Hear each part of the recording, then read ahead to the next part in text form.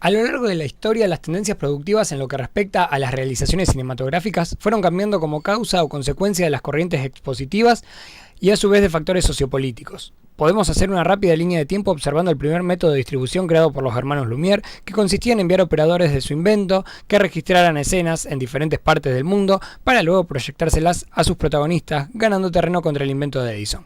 A esto le siguió la posterior exhibición en ferias cuando la ficción fue ganando terreno de la mano de Georges Méliès.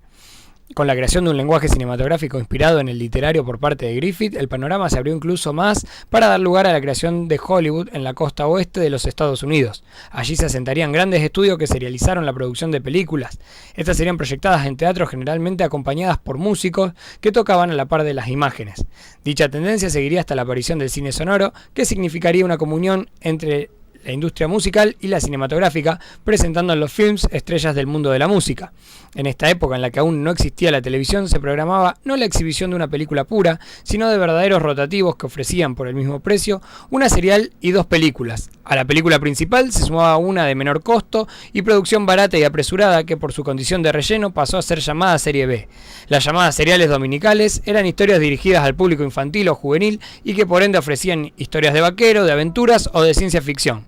Constaban de una docena de capítulos, de algunos minutos de extensión cada uno y terminaban en cliffhangers que obligaban al espectador a acudir al cine el domingo siguiente para saber cómo el protagonista saldría del peligro de muerte. En Europa crecerían cinematografías nacionales impulsadas por regímenes totalitarios que veían el potencial propagandístico del cine. Mención aparte merece Bollywood, surgido en la India paralelamente a Hollywood y que en 1931, con la primera película sonora de la India, marcó un antes y un después al crear una de las más características de sus tradiciones: el peso de los números musicales dentro de los films. La barrera idiomática en un subcontinente con centenares de lenguas hizo que el cine occidental apenas llegara a dichas tierras, pero la gran población le permitió a este mercado cinematográfico ser prácticamente autosuficiente. Mientras Hollywood luchaba por superar la crisis, en el resto del mundo se imponían nuevas ideas fílmicas impregnados del espíritu de las vanguardias artísticas de la primera mitad del siglo XX. En Europa comenzó la experimentación formal que llevó a la creación de nuevas formas fílmicas. Cahiers du Cinéma definió su propio cine como un cine de autor, o sea del director, frente al cine hollywoodense, el cual era considerado cine de productor y por ende reivindicaba la mirada artística y personal del director por encima de las exigencias comerciales. También hubo films que trataron géneros considerados como típicamente hollywoodenses y los plantearon en sus propios términos. Tampoco desapareció en Europa el cine comercial. Todas estas productoras trabajaban artesanalmente y no podían competir con la alta calidad técnica de Hollywood, por lo que se esforzaron en la cantidad, redefiniendo así el cine de serie B. En 1977 el cineasta George Lucas hizo un trato por el cual la Fox se llevaba las ganancias por la película Star Wars y Lucas por la mercadotecnia. Por los resultados posteriores, mucho mejores para Lucas que para la Fox, los estudios entendieron que las películas podían ser explotadas económicamente de manera mucho más amplia que hasta la fecha. Surgió así el concepto moderno de blockbuster. Entró en juego el concepto de merchandising que acompañaría a la salida de películas y el de franquicias, generando obras que expandirían sus universos diegéticos infinitamente en función de la rentabilidad. Dentro de este contexto, surge un caso excepcional hasta la fecha que lleva estos conceptos un poco más allá al entender la necesidad de publicidad y difusión. Dicho caso corresponde a la película Alien, que duplicaría el costo de su presupuesto solo para la promoción del film, marcando un hecho sin precedentes y que sería fundante para las tendencias futuras. A medida que las películas de Hollywood se hacían cada vez más grandes en forma y más escasas de contenido, el cine de otras regiones fue reaccionando a su vez.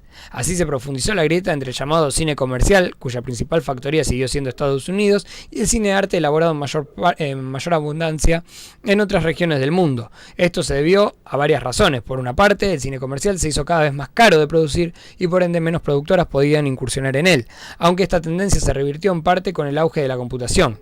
En segundo lugar, realizar películas con contenido artístico se transformó para los círculos culturales europeos, latinoamericanos o asiáticos en una especie de estandarte cultural para oponerse a la cultura de los Estados Unidos. De todas maneras, esta línea divisoria, muy marcada en la década de los 80 y de los 90, se fue diluyendo entrando el siglo XXI porque las nuevas posibilidades de los efectos especiales por computadora y el cine digital permitieron abaratar los costos de las películas comerciales.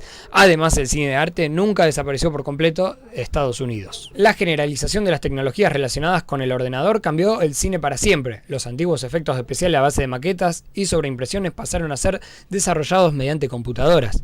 Internet supuso también un desafío mayúsculo para los grandes estudios debido a que el brutal crecimiento de la capacidad de almacenaje en discos duros y portátiles, CD-ROOMs y DVD entre otros, llevó a que por primera vez se pudiera reproducir de manera virtualmente ilimitada una película íntegra sin pérdida significativa de la calidad.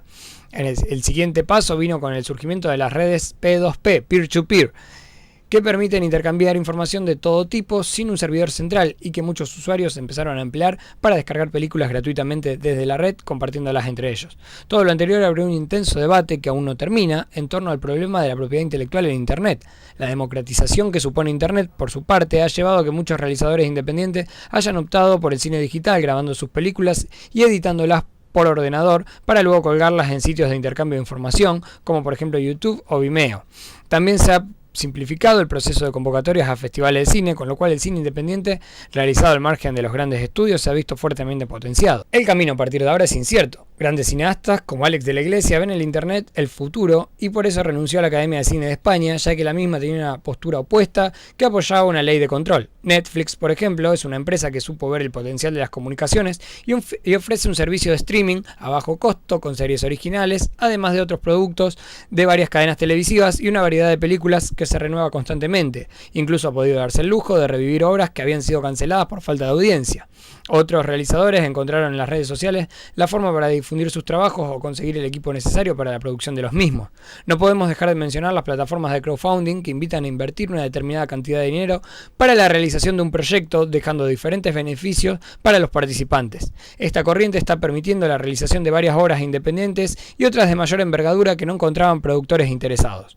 Un fenómeno destacable fue el que generó la película Sharknado, que, siendo pensada como telefilm, causó tanto impacto en las redes sociales como Twitter que consiguió dar el salto a la pantalla grande. Es sumamente peculiar esto, ya que esta película consiguió hacer el camino inverso que cualquier otra producción. Pasó de la pantalla chica a la grande.